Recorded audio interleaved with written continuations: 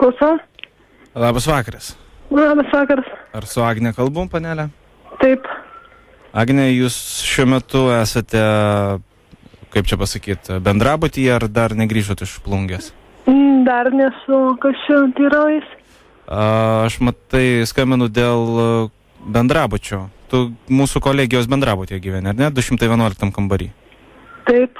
Ar tu dabar, ta prasme, ką nors ten mes galime rasti iš žmonių, ar tu viena ten? Nu, nežinau, eikit, bandykit žiūrėti, juk aš nesu tenai. Ne, bet oficialiai tu gyveni su kuo? Nu, taip, gyvenu, ne viena. Ne, aš žinau, kad tu gyveni, bet ar tu viena ar ne viena, nes aš dokumentų dabar prie savęs neturiu, negaliu pasakyti. O kas čia teiraujus, man? Marius tau skambina, mes dėl patikros. Dėl ko? Dėl patikros. O kaip čia taip vėlai, tokius reikalus klausit? Tai bandėm užeit pas tave, bet tai niekas netidaro durų, tai aš galvoju. Manęs nėra ir tada bandykit rytoj, aš nežinau. O kada tu būsi? Nu, nežinau, aš negaliu dabar jums informuoti taip tiksliai. Nes, šiaip prasidėjo mokslo savaitė, tai mes galvojam, kad vis tik įmanoma rasti studentus. Nu, bet tai dienos metugi reikia maždaug iki... Nu, net nežinau, rytoj aš būsiu, bet... Mes 4 kartus šiandien beldėme tavo duris, niekas netidarė. Bet tai ten tikrai turi būti. Mes gyvenu, 3 panelės gyvena ir tikrai viena yra pasilikusi visą savaitgalį ir tikrai jinai turėjo būti. Turėjo būti, ar ne, bet neužtaikė. 211 kambarys, ar ne? Taip. Matai, kame reikalas, iš tiesų, tu gal net nesusipažinai su visa situacija, kas įvyko. Savaitgalį buvo gautas pranešimas, kad iš būtent šio kambario, aš nežinau, kuri mergaitė, bet ar buvo kažkoks ten balius, ar kažkas. Ir yra pasigesta tai, kad tame kambaryje dingo piniginė. Ir mes bandėme išsiaiškinti, kas ten galėjo įvykti. Ir neradęs aš nei vienos asmens, kas ten gyvena, perėjau dokumentus ir radau tavo vardą ir tavo telefono numerį. Tai bandau tau skambinti ir gal sakau, tu žinai, kas ten įvyko? Nu, bet aš net nežinau, kažkaip labai įdomu, kodėl niekas neprisistato. Koks čia Marius, kas čia kaip? Marius. Nu, kas Marius? Daug labai Marių yra. Nu, daug Marių yra. Kaip? O tau reikia mano pavardės ar ko? Nu, aš nežinau, ką tu atstovauji, ta prasme, žinau, yra bendrabučio vedėja, kuri gali informuoti mane apie tokius dalykus. Yra padėtojas, dar kažkas, bet tai, nežinau. Panelė Agne, tu nebuvai dabar kelias dienas, jau kaip suprantu, Kauno kolegijos bendrabutyje. Taip. Ir turbūt nesinformuota, kad visoje Lietuvoje yra siaučia didžiulė gripo epidemija. Tavo brangi vedėja dabar yra serga ir aš ją pavaduoju. Bet nesu girdėjęs apie tokį Marių, kuris pavaduotų vedėją. Matai, tai malonu susipažinti tada. Nu, man labai malonu. Nelabai malonu, ar ne? Sakau, malonu. Ir tau malonu. Nu jau. Tai brangi Agne, ar tu žinai apie situaciją, kuri įvyko šeštadienį 20 valandą?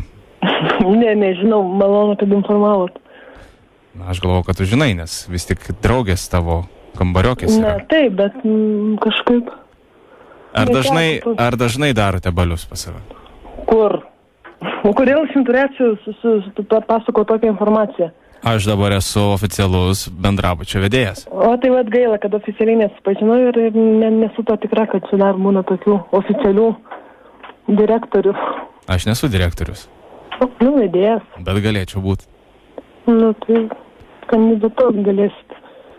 Agne, aš galvoju, šiandien yra pirmadienis, tavęs dar nėra moksluose, kodėl? Taip pat pažiūrėkit tvarkaraštį, kada aš turiu būti ir patikrinkit. Tai ką aš dabar turiu tavim domėtis, kada tavo mokslus reikia? Tai turbūt, kad jūs labai domitės, kodėl aš nesu pirmadienį bendrabuty.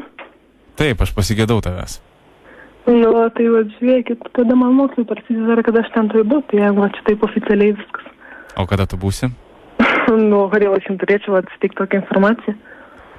Na, užeisiu pas tavęs, pažinti oficialiai. Ne, tai nereikia man. Raštu atsiųskit savo tą visą informaciją, kas jūs toks būsi, tada aš... Ką tada tu? Susipažinsiu iš... Supratau. Jau. Gerai, tai baigiam tuos juokus visus, gerai? Na, gerai. Aš iš tiesų dabar pavaduoju vedėją.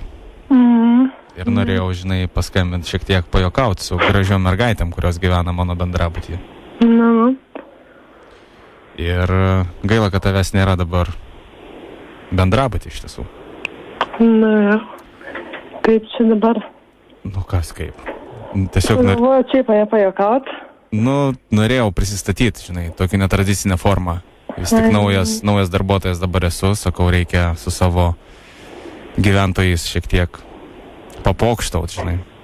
Ir išsirinkau tave vienintelę, nes matau tavo nuotrauką.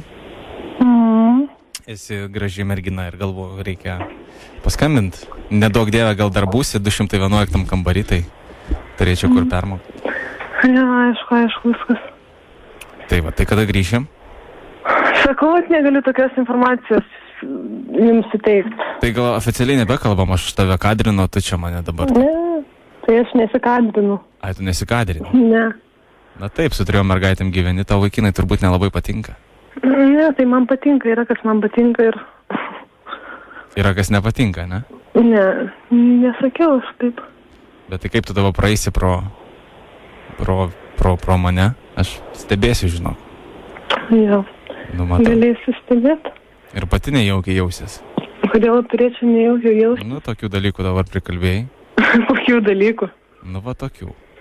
Nieko nesijaučiu blogo pasakius. O galima tave kada nors pakviesti pasimatymą?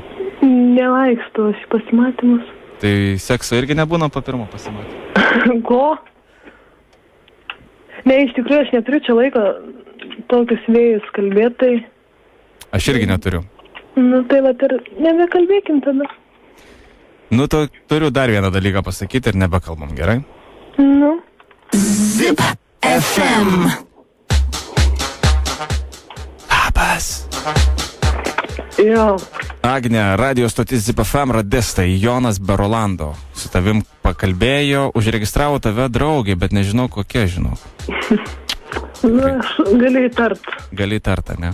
Taip. Tai va, tai linkėjimai, greičiau grįžk ir nesupyk, kad tave sutrukdžiau. Gerai, dėkui. Iki. Visą.